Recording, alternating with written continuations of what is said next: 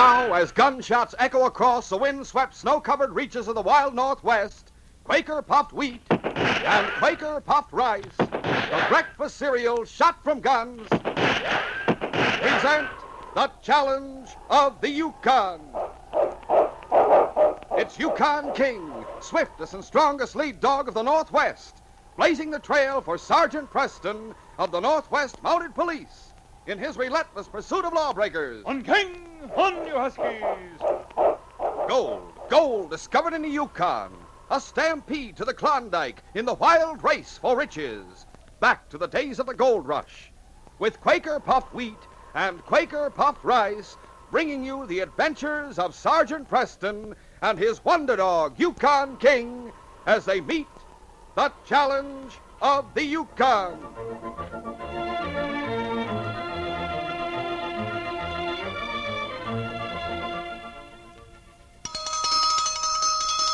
Come and get it! Here's a bell ringer breakfast dish. A heaping bowl full of Quaker puffed wheat or Quaker puffed rice, covered with milk or rich yellow cream, and topped with luscious strawberries or sliced bananas. Just taste the tender crispness, the delicious nut-like flavor of Quaker puffed wheat and Quaker puffed rice. For this bell ringer breakfast treat, hurry and get delicious Quaker puffed rice and Quaker puffed wheat.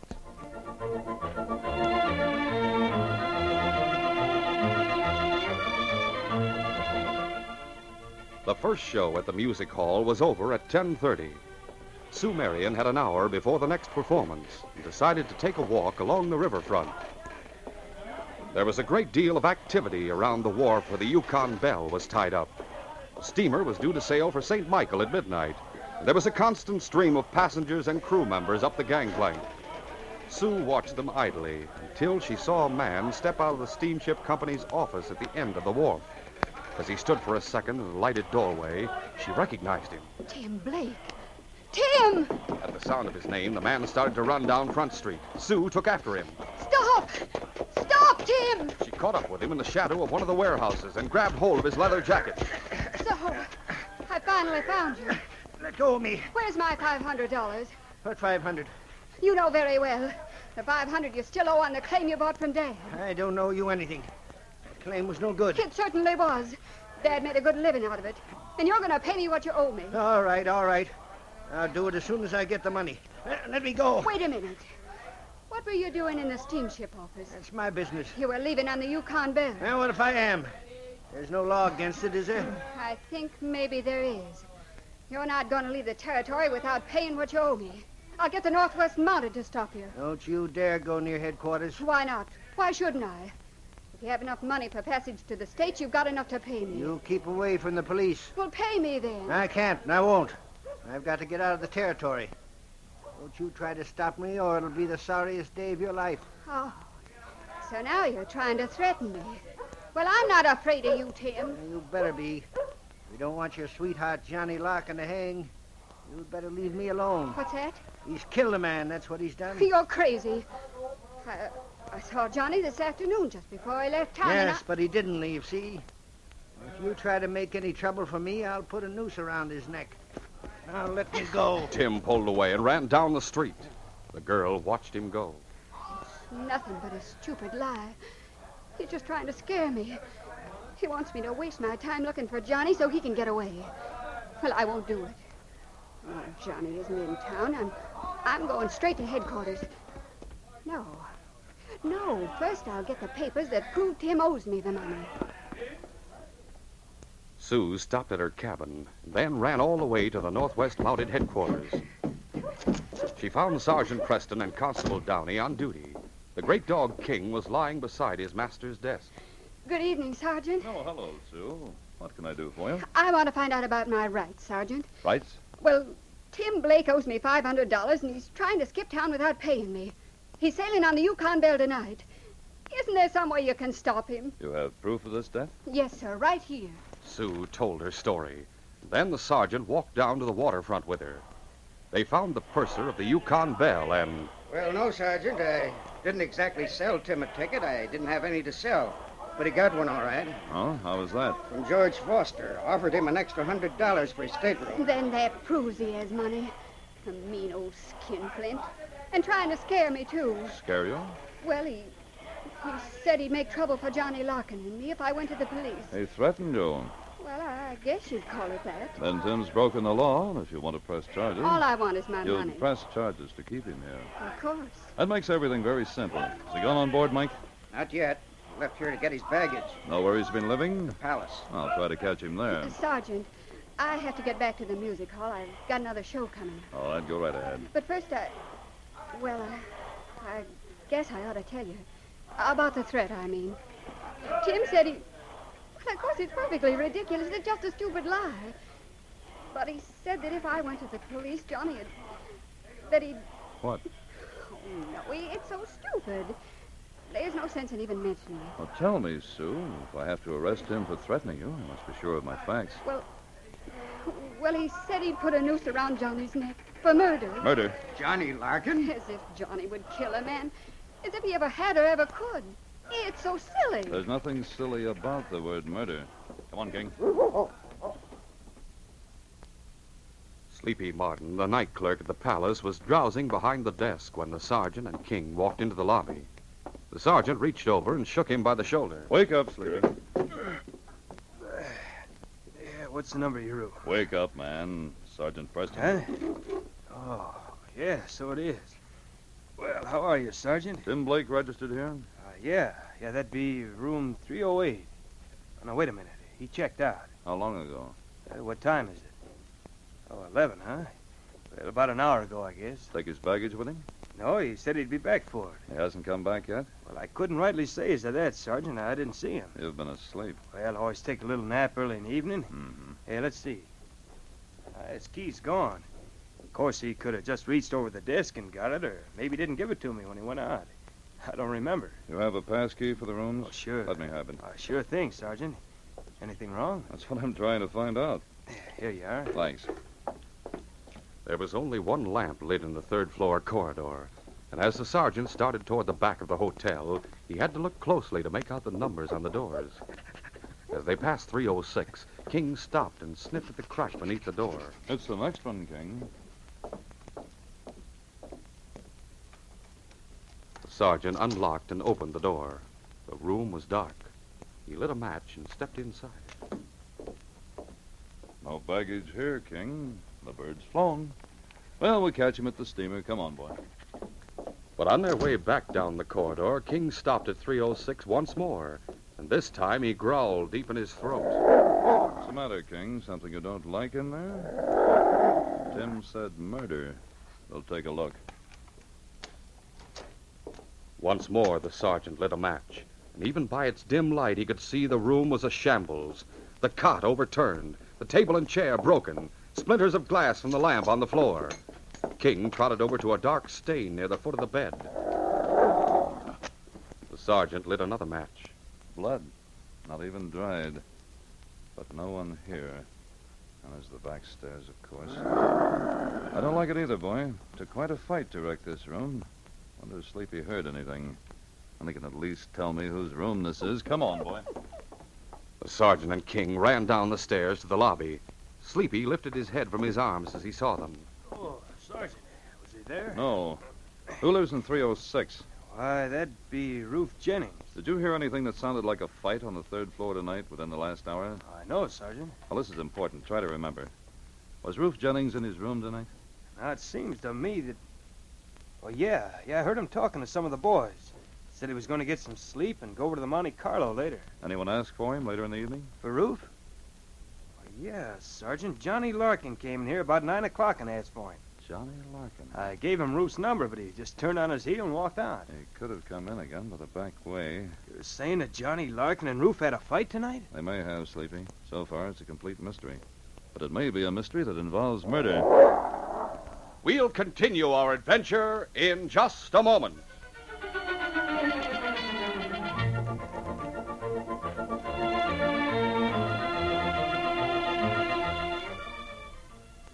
You know, the other morning at breakfast, I was just about to pour myself a heaping bowlful of Quaker popped wheat or Quaker popped rice when the strangest thing happened.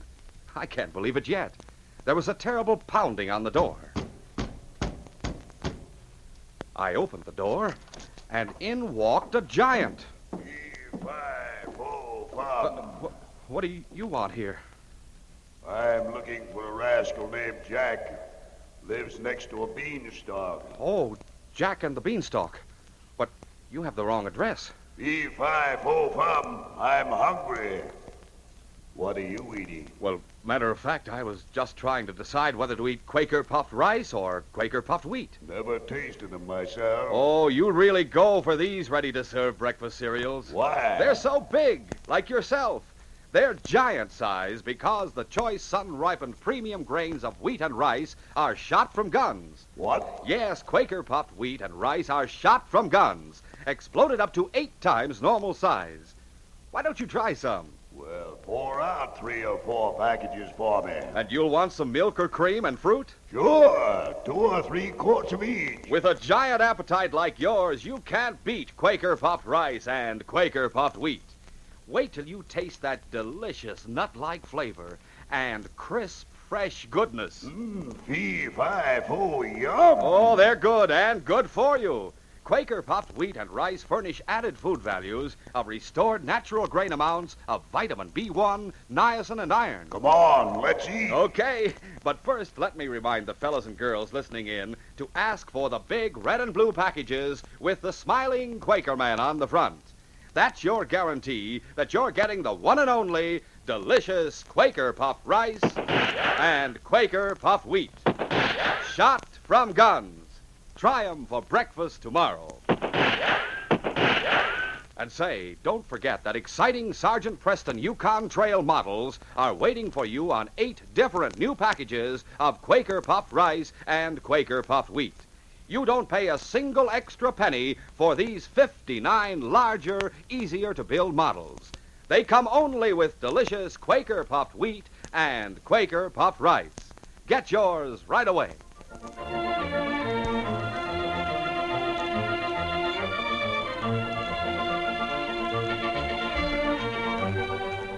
Now, to continue.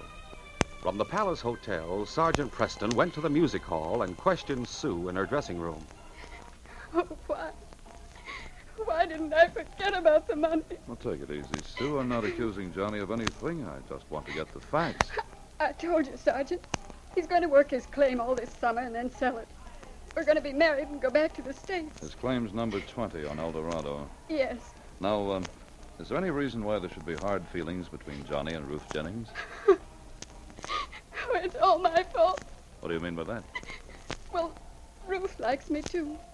Johnny warned him to keep away from me. And he didn't. I can take care of myself. I told Johnny to forget about Ruth. All right, I guess that's enough. Where are you going? To the Yukon Bell. To get Tim? Yes, Sue. Let him go, Sergeant. Forget about the money. Just let him go. I can't do that, Sue. Not now. All right, King. It was shortly before midnight when the purser, the sergeant, and Constable Downey held a conference on the second deck of the Yukon Bell, just outside Tim Blake's stateroom. It's time for us to cast off, Sergeant. Shall I ask the captain to wait? No, Tim's probably hiding out until you're underway.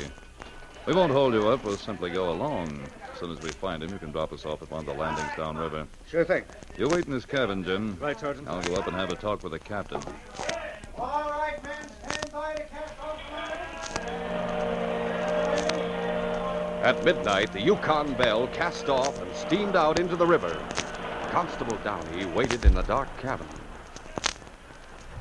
Half an hour passed, and then he heard a faint click. Someone was turning the handle of the cabin door. The door creaked open, and the constable stood up, but as he did so, his holster hit the bunk. Instantly, the door slammed shut.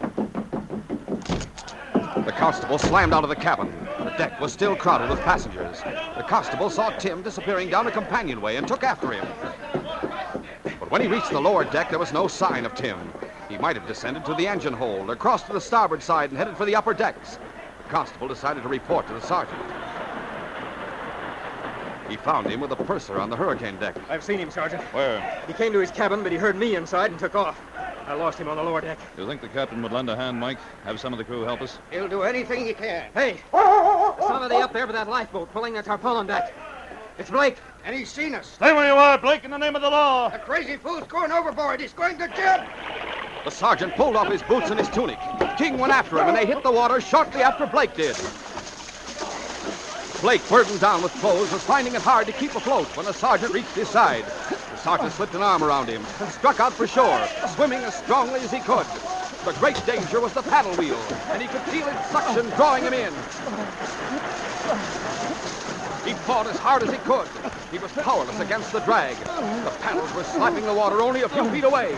The sergeant and his helpless burden were being drawn down and under. The water closed over them. And then, miraculously, the terrible pull was gone, and the sergeant rose to the surface. So close to one of the paddles that he could touch it. But the wheel had stopped. A moment later, the sergeant, King, and the unconscious Blake were being pulled up and onto the lower deck of the steamer. As artificial respiration was applied to Blake, the captain decided to return to Dawson, and the steamer made a great circle and headed upstream. Dawson was in sight when Blake opened his eyes. You had a narrow escape, Blake. Sergeant Preston. Yes. What made you think you could swim to shore with this money belt full of nuggets around your waist? I don't know what you're talking about. Now look and see. This money belt. You were wearing it. Oh, yeah. There's nothing wrong in that, is there? Nothing, except the name on it isn't yours. It's Ruth Jennings. He gave it to me, Sergeant. I swear. It looks bad, Tim. All right. I'll admit I stole it. But I didn't kill Ruth. I swear I didn't. You'd better tell me the truth and nothing but the truth. I will, Sergeant. I was in my room, right next door to Ruth's. I heard Johnny Larkin come in, and he and Ruth had an argument. Then they started to fight. It sounded like the whole building was coming down. Then finally I heard the door open and shut, and everything went quiet. I waited a minute or two, and then I went into Ruth's room. He was lying in a pool of blood. He was dead. I didn't even touch him, I swear. But his money belt was lying on the floor beside him, and I took it. Scavenger. It wasn't any good to him. All right. What happened afterward? I went down to the Yukon Bell and bought a ticket. That's when Sue met you. Yeah. I went back to the hotel and packed my bags. I hired an Indian to put them aboard in my stateroom. I came aboard myself when the gangplank was real crowded, and then I hid Not until so fast. When you went back to the hotel to pack your bags, did you see anyone? No. I used the back stairs. Did you go into Ruth's room again? No. When I got there looking for you, Ruth had disappeared. I never even touched him, I swear. You didn't touch him, you can't swear to the fact that he's dead. He is, though, and Johnny killed him. What do you think, Sergeant? I don't know, Jim. You can't prove a murder without a corpse. Dead men don't usually get up and walk away. Oh, we're docking. You take Tim to jail and lock him up. Charge, robbery unarmed. I'll change my clothes and ride to Johnny's claim on the El Dorado. Sergeant Preston made a quick change and was preparing to mount Blackie outside the stables in back of headquarters when King began to bark. The sergeant turned and saw Sue running toward him. The girl was holding a handkerchief to her cheek. Sergeant Preston. Sue, you've been hurt. No, I'm all right. What's the matter with your cheek? That's where he hit me. Who? Ruth Jennings. When? Where? At my cabin. It must have been, I don't know, about a half an hour ago. What happened? Well, after I talked to you, after I finally stopped crying, I went home. Ruth was waiting for me there. He's alive. I'm glad to hear it. And I was glad to see him, even though I detest him. It was only when he began to talk that I became frightened. You see, Johnny and he had a fight. Yes, I know. And Johnny knocked him out. Ruth said that while he was unconscious, Johnny stole his money belt. But that can't be true, Sergeant. Why would Johnny... It isn't true. It was Tim who stole the money belt. Oh, and you've gotten it back. I heard them talking out in front. Tim's been arrested. Yes, what about Ruth? Well, he wanted to know where Johnny was. I could see he was in an ugly mood, and he had a gun. I wasn't going to tell him anything, but he began to twist my arm, and I had to. You told him what? Well, only where Johnny's claim is. He could have found that out some other place anyway. How long ago? Oh, about a half an hour. As he was leaving, he took the butt of his gun and knocked me down. I must have hit my head. Half an hour. He's gone after Johnny, Sergeant. I know he means to kill him. Steady, Blackie. Get that cut taken care of, Sue. You've got to hurry, Sergeant. Come along, King, but I don't think you'll be able to keep up, boy. Stop him, Sergeant. I'll do my best. Come on, Blackie! The sergeant raced out of town with King close behind him. But when the Conrad trail was reached and Blackie was given his head, the dog was unable to keep up. It was 15 miles to Johnny Larkin's claim, and the sergeant rode hard all the way. There was a tinge of light in the eastern sky when he reached the cabin. There was a light in the window. The sergeant pulled Blackie to a sliding stop and hit the ground running. Pull, Blackie, pull! Johnny was lying on the floor. He was alone. The sergeant knelt beside him. Shot, but still alive. He ran outside, found the first aid kit in his saddlebag, and returned to the side of the wounded man. He slipped out of his harness and tunic and went to work. It was an ugly wound, and speed was important. He managed to stop the flow of blood and was washing the wound when he heard footsteps behind him. He glanced up only for a second. Ruth Jennings was standing in the doorway. You're wasting your time, aren't you? He isn't dead yet. He'll die, though. Not if I can help it. I heard you coming, and I hid in the woods. I was going to light out, but then I got thinking it over. The girl told you I came up here. Yes. I figured she must have. And I figured that after you found him here, you'd come after me. You're pretty good at figuring things out, aren't you? Yeah. I don't agree. I suppose you still think Johnny stole your money belt. He did. It was Tim Blake who did that. Tim Blake. You're loco. Tim Blake, who had the room next to you at the palace. Came in, found you lying unconscious on the floor with your belt beside you. He stole it. Right now, Tim's in jail, and your belt's at headquarters, waiting for you. No thanks, Sergeant. I won't be showing up at headquarters to pick it up. I got more gold stashed away. I can do without it. You think Johnny here will die? Yeah. And that you'll have to stand trial for murder. Even if he lives, it'll be attempted murder. That's correct. So you're going to try to escape? Not before I stop you from following me. Stand up and walk over to the other side of the table. I'm going to finish bandaging Johnny. Get away from your gun. I couldn't possibly reach my gun before you shoot. No, I guess you can't. I might just as well pull the trigger and get it over. Pull that trigger and hang for murder. With you out of the way, I won't hang at all. King's heart was nearly bursting. He had been left far behind on the level stretch of trail along the Klondike. But when the trail began to twist and turn around the gravel piles and sluices on the Bonanza, he had found 100 shortcuts. And now he had found Blackie, and he knew that his master was just inside the cabin. But there was a man standing in the doorway. King saw the gun in his hand. Right, Sergeant? He saw him level it at the sergeant, and with desperate fury, King leaped. Ruth pulled the trigger as he went down, but the bullet splintered the table to the right of the sergeant's head. Before Ruth could fight clear of King, the sergeant's foot came down on his gun hand. The gun was twisted from his nerveless fingers. That's all, Ruth. You're under arrest in the name of the Crown for attempted murder. It was 3 days later that Johnny Larkin opened his eyes for the first time. Sue was sitting beside his cot, holding his hand. There was a dog at her left, and on the other side, above her head, Johnny could see a blur of red.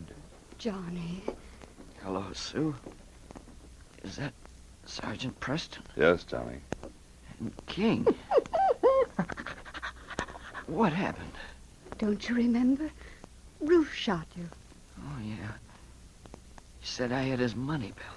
The doctor says you mustn't talk, darling. Everything's all right, Johnny. Ruth has his money belt. But even if he uses all the gold in it to defend himself, he'll be convicted for attempted murder. Attempted? Yes, only attempted. You're going to get well. And when you do, this case will be closed.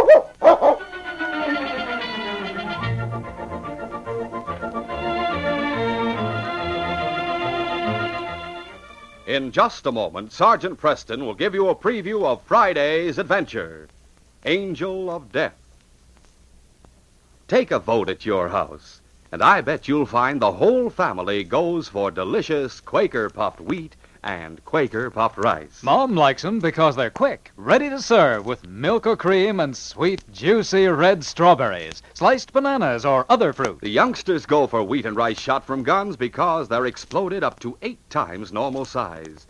They're extra crisp and tender, full of delicious nut-like flavor. And Dad reaches for the big red and blue package of Quaker puffed rice or Quaker puffed wheat with the picture of the smiling Quaker man because it's such a refreshing breakfast dish. And so nourishing. It gives the whole family extra food values of restored natural grain amounts of vitamin B1, niacin, and iron. It's a deluxe breakfast for the family. So economical, too. Remember, the original crisp, fresh Quaker puffed wheat or Quaker puffed rice comes only in the large red and blue package. A fine, modern package with a sealed inner lining. That lining serves to doubly protect the flavor and crispness until the moment you pour it into a bowl. For that reason, Quaker puffed wheat or Quaker puffed rice is never sold in bags or bulk. Buy both delicious kinds tomorrow. Now, fellas and girls, here is Sergeant Preston. I'm sure I don't have to tell you that forest fires are a terrible thing. But do you know what causes most forest fires? It isn't lightning and other natural causes. 9 out of 10 forest fires are man-caused. They're due to carelessness. So if you're in the woods this summer on a hike, picnic, or camping trip, be careful of matches and campfires. If you have a campfire, drown it with water before you leave. Then stir it up and pour water on it again. Remember, just one carelessly dropped match or one spark can start a fire. Remember, too, only you can prevent forest fires. And now I must see the inspector.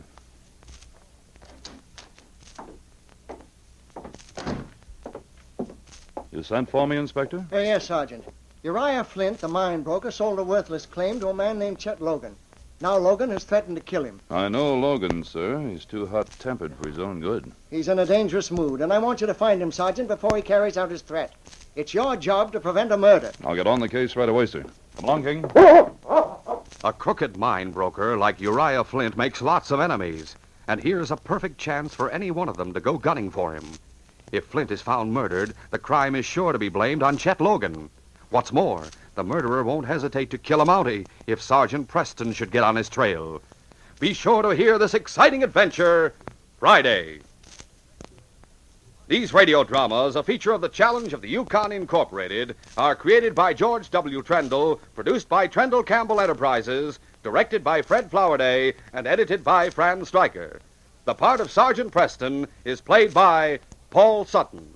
They are brought to you every Monday, Wednesday, and Friday at the same time by Quaker Puffed Wheat and Quaker Puffed Rice, the breakfast cereal shot from guns.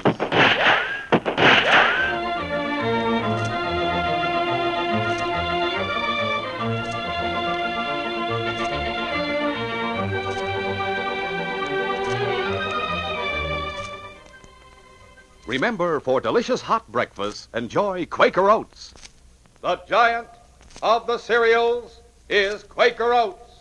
Delicious, nutritious, makes you feel ambitious.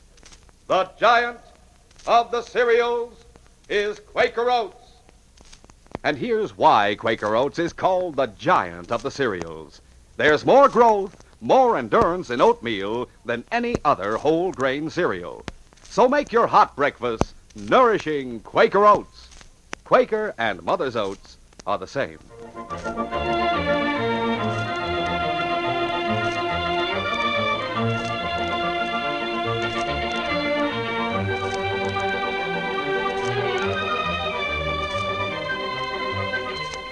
This is J. Michael wishing you goodbye, good luck, and good health from Quaker Puffed Wheat and Quaker Puffed Rice. So long. This is ABC, the American Broadcasting Company.